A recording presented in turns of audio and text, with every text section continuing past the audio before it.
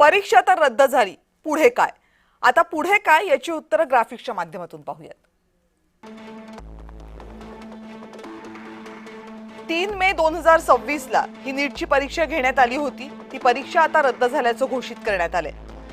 आता ही परीक्षा रद्द झाली असेल तर नवी परीक्षा घेतली जाणार आहे. नव्या परीक्षेची तारीख एनटीए कडून कळवली जाणार आहे. ती अजून कळवण्यात आलेली नाही.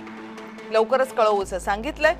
परीक्षार्थींचं परीक्षा केंद्र जे आहे ते 3 मे रोजी जे परीक्षा केंद्र असेल तेच राहणार आहे.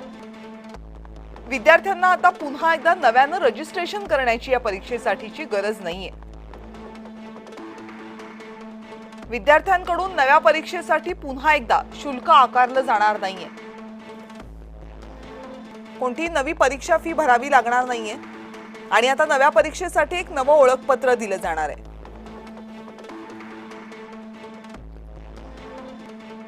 विद्यार्थी आणि पालकांनी फक्त एनटीएच्या सूचनांकडे लक्ष द्यावं असं आवाहन करण्यात आलंय.